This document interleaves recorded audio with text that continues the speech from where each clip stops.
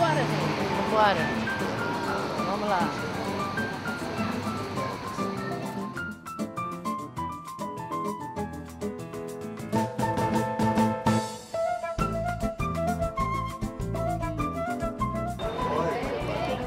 Como é que vai? Tudo bem? Tudo bem? Como vai? Tá bom? Bom? Tudo bom? Sejam bem-vindos. Então, Oliveira Viana, né? Recebe É. aqui, com o maior prazer. O pessoal da Né? Unirio Da Unirio. e os alunos da Escola de Museologia, da pós-graduação em Memória Social e Escola de História, né? Bem, nós, como eu disse ao telefone, né, nós estamos fazendo esse panorama dos museus do Estado do Rio de Janeiro e a gente escolheu como um dos museus a Casa de Oliveira Viana. E eu acho que a primeira coisa que chama a atenção, né, é essa casa, né? Uma casa assim que me parece aí final do século XIX, né? Ela foi inaugurada em 1911 e você vê que é uma casa que mantém toda uma característica de uma época aristocrática aqui do bairro do Fonseca e Niterói, porque aqui era caracterizado por grandes chácaras. Primeiro por uma fazenda do seu José Fonseca, que daí vamos visitar o seu José Fonseca na fazenda, vamos visitar o seu Fonseca e o bairro tornou esse nome Fonseca. E caracterizava muito o bairro, todas essas grandes chácaras e moradias, etc. Eu tenho a impressão que essa ainda é o último exemplar de chácara aqui e está totalmente preservada. Quer dizer, com uma casa do princípio do século XX, de 1911, a completar 100 anos, e que inclusive agora foi plenamente restaurada pelo Estado, pela Secretaria de Cultura, e que a gente mantém todo o acervo, né? Não só o acervo material, mas o acervo imaterial com o pensamento dele, as obras. E é exatamente esse pensamento, essa construção da obra sociológica de Oliveira Viana é que é fundamental para a gente trabalhar e divulgar.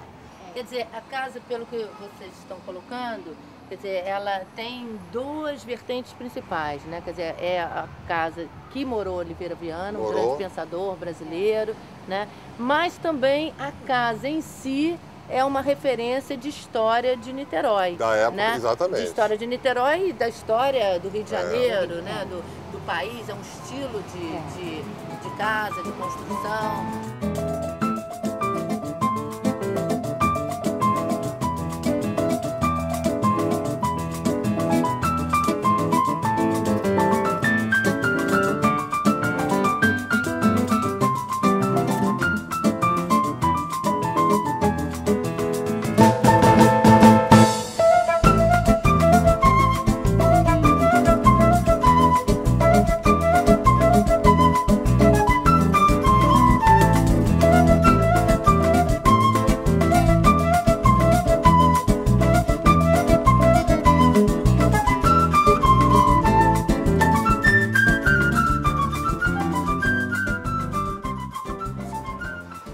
Aqui nós temos a primeira obra dele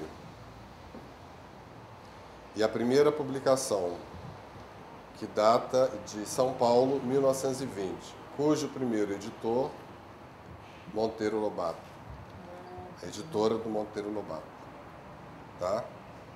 Agora, aqui uma carta de Monteiro Lobato a Oliveira Viana, que eles trocavam correspondência. E aqui é que tem o grande significado e importância, a preocupação que ele tinha. Vinha um pensamento, uma anotação, um detalhe de alguma coisa, ele começava a anotar. E ele separava por assunto. E a estes papéis, essas anotações, ele dava o nome de papagaios. E desses papagaios, depois ele pesquisava e criava a obra dele.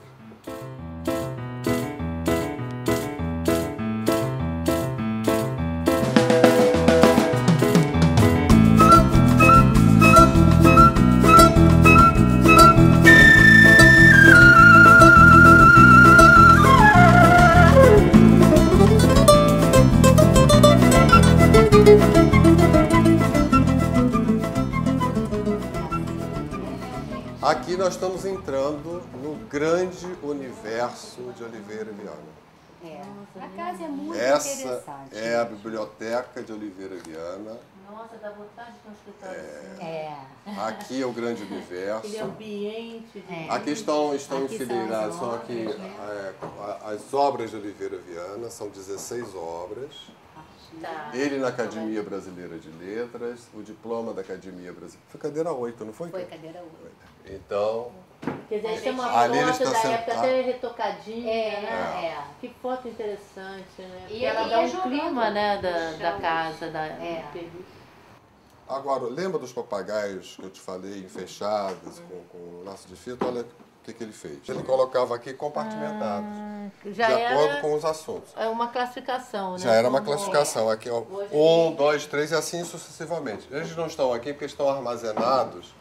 Porque Por causa da madeira que é ácida, Isso. né? Aí já entra a parte de conservação. E são apenas 8.600 e poucos papagaios. Ele ia escrevendo e ia colocar, por exemplo, um e livro. fechava, aqui. botava Pro outro ideia. livro, Ele era ia separando. Ia é. separando ia por fazendo os assunto. capítulos. Pensamento.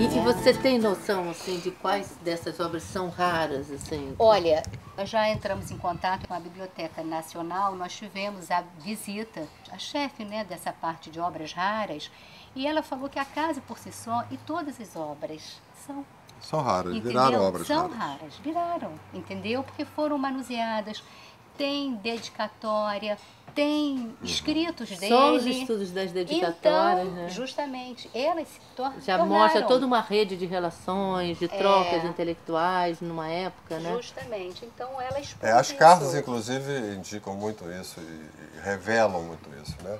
A relação com a intelectualidade, não só no Brasil, quanto no No exterior. exterior.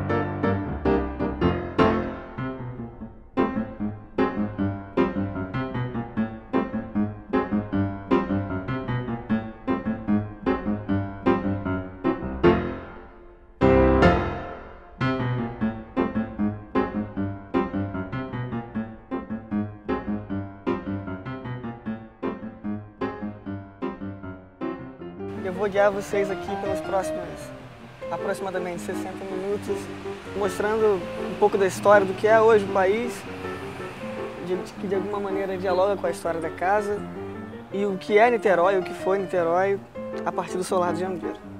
Então, vamos entrando.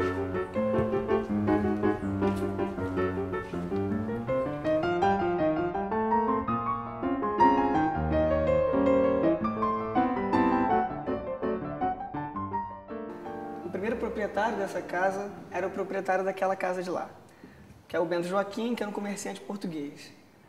20 anos depois, ele vendeu a casa para um dinamarquês, o George Bartholdi. O que hoje é conhecido como Solar de Jambeiro, antes era chamado de Palacete Bartholdi por causa do nome da família, né? E por que Palacete? Antes, na época do português, a casa não tinha esse nível de detalhes que é no teto e não havia, por exemplo, essa passagem aqui de cômodos. O dinamarquês, ele colocou esses traços de pequeno palácio, colocando a cara dele na casa, inclusive literalmente, uma vez que ali tem o rosto dele na casa, no teto. Que interessante. Em outras passagens pela casa vocês vão Estão poder vendo o notar, rosto conseguem dele? observar o rosto. Rosto dinamarquês. Dinamarquês de Niterói.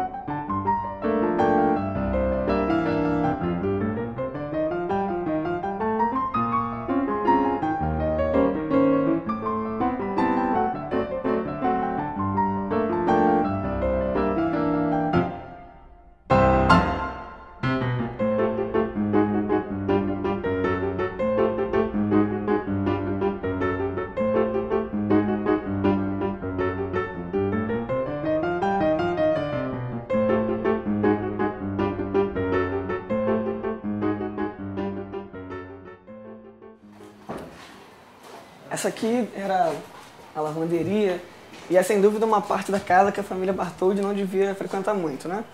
Uma vez que era parte do trabalho mesmo, braçal. E essa parte aqui remete à questão a se houve escravos na casa ou não. O que a gente pode afirmar com certeza? Nós temos registros de negros aqui, no caso crianças, carregando carrinhos de mão.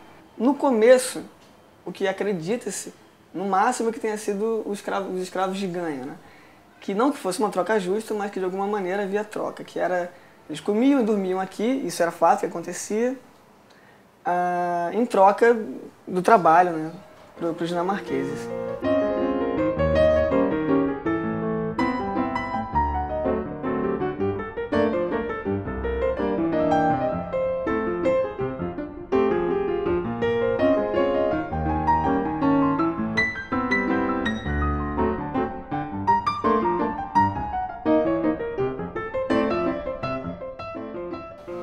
Mas a restauração está excelente, né?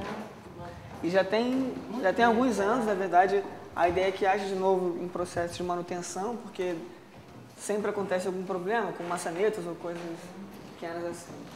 Porque através da história da casa pode-se contar a história de Niterói, a história do Brasil, né? Quer dizer, desses personagens, né?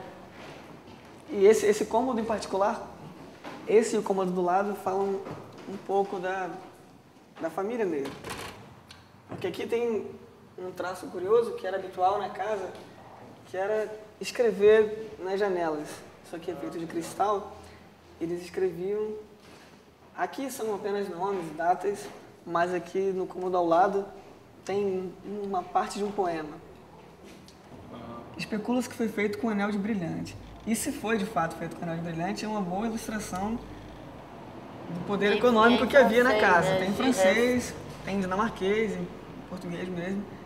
Como eu falei, uma demonstração de poder econômico, porque que família é essa que pode passar em 1921, 54, 57, não sei, 66, 71, 73, em vários períodos, diamantes pela família e membros diferentes na casa.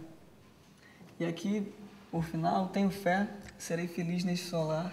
Lúcia, que foi aquela que pediu o tombamento da casa.